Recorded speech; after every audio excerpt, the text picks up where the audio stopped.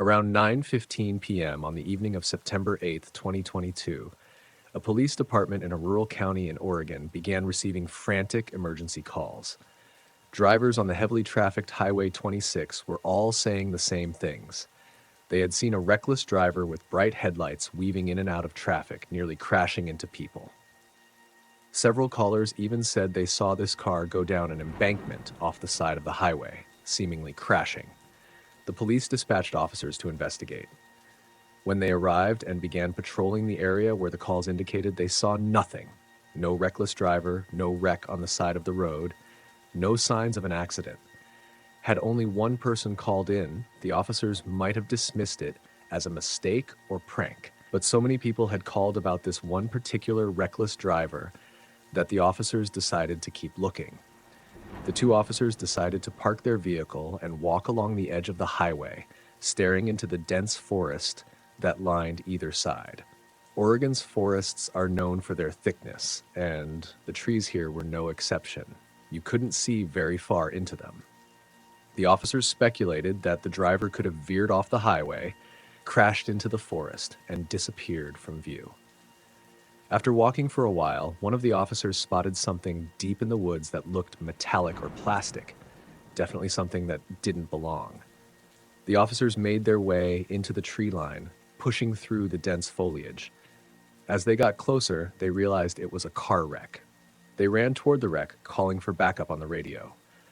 When they reached the car, they saw no driver in the driver's seat. Looking through to the passenger side, they noticed the front passenger door was wide open. On the ground, they found a body.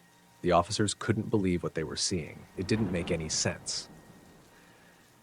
To understand their shock, we need to go back 3 months to June 8th, 2022. That night, a 28-year-old man named John Harris finished up his beer at a local bar. John had gone to the bar with a friend, hoping for a fun night out. But as John was finishing his beer, he began to feel anxious. He was wanted by police for a string of burglaries, and he hated staying in one place for too long. John told his friend he wanted to leave and drove off alone, heading down Highway 26. But John never arrived at his destination. He disappeared, and nobody heard from him again. His brother reported him missing. But because John was wanted for burglary, the police didn't prioritize the case, assuming he had gone into hiding. 3 months later, when the officers were called to the scene of the reckless driver, they found John's car and his body. But there was a problem. The car looked old and rusted, and John's body was mostly skeletal, indicating he had died months earlier, likely around the time he disappeared. The police were baffled. The calls about the reckless driver on Highway 26 had led them to John's car, but it was clear he couldn't have been the driver. Yet, several drivers had seen a car veer off the highway and crash. How could this be? This incident led to an intense investigation. Authorities speculated that the reckless driver reported by multiple callers must have been a different car, which somehow got away. But this theory didn't sit well with everyone, especially given the precise location of John's wrecked car. Over the following weeks, more strange reports came in from Highway 26. Drivers claimed to see a car driving recklessly, always with the same description: bright headlights, erratic movements, disappearing off the road into the same spot in the forest. Each time, responding officers found nothing but the same wrecked, rusted car and skeletal remains of John Harris. One evening, Emily, a local journalist intrigued by the mysterious reports, decided to investigate. She drove to the location and waited. Hours passed, and just when she thought about leaving, she saw it. A car with bright headlights, driving erratically. It matched the description perfectly. Emily followed it, her heart pounding. The car veered off the road and disappeared into the forest. Emily parked and ran into the woods. She stumbled upon the wrecked car, the same old, rusted vehicle. But this time, the driver's door was open, and the engine was still running. Inside, she found John's skeletal remains, just as the police had described. Confused and terrified, Emily backed away and called the police. When the officers arrived, they found Emily, pale and shaking. The car was there just as before, but now with clear signs it had been recently driven. The mystery deepened as they realized they were trapped in a loop, with John Harris's car and skeletal remains being the only constant. Emily's report brought a final chilling revelation. She recounted the sight of the car, the bright headlights, the moment it veered off the road, each detail identical to previous reports. It became evident they had discovered a literal death loop, a phenomenon defying all logical explanation, trapping the spirit of John Harris in an eternal cycle of his final, desperate drive.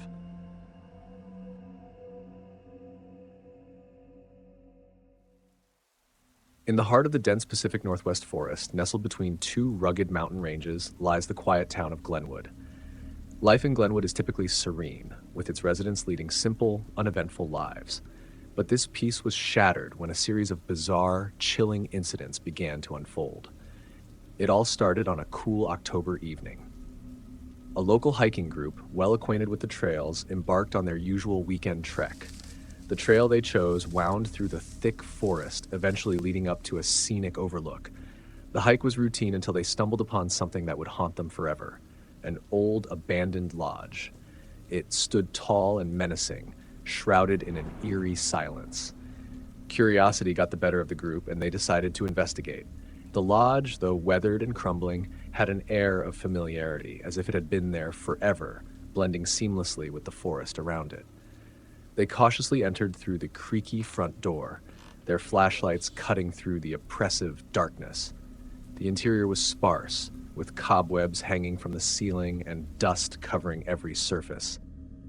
At the center of the main hall, they found a peculiar sight: a large antique clock, its hands frozen at 3:15. Suddenly, the clock began to tick. The hikers exchanged uneasy glances, the atmosphere growing thick with tension. They decided to leave and report their findings to the local authorities. However, as they turned to exit, they were met with an unsettling revelation. The entrance they had used was gone. In its place was a solid wall of wood. Panic set in, and they frantically searched for another way out. Windows that had once been there were now solid walls. It was as if the lodge itself was alive, shifting and trapping them within. Desperation turned to fear as hours passed with no means of escape. Their phones had no signal, and the forest outside the lodge was eerily silent, devoid of the usual sounds of wildlife. They decided to stay close and wait for dawn, hoping that daylight would bring a solution.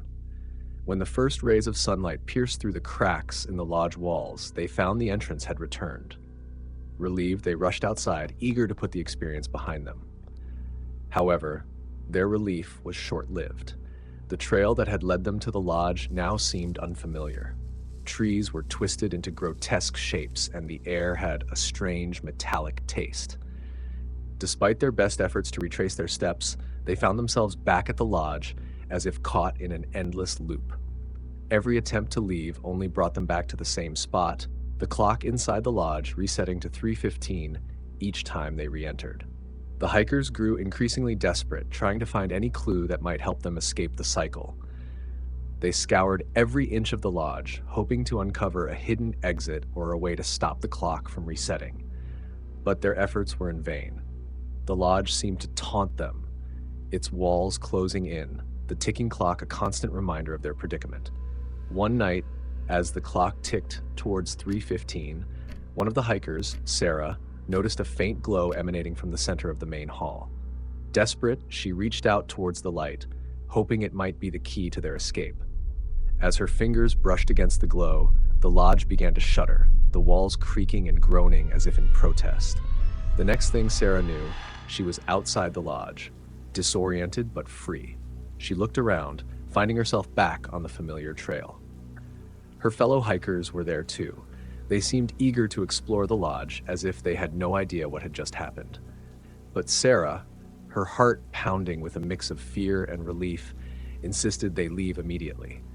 She tried to explain what had happened, but her words came out in a rush, a jumbled mix of terror and urgency.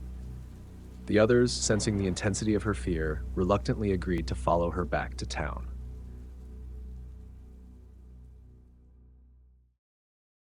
Like the video if you enjoyed, and subscribe for more horror stories.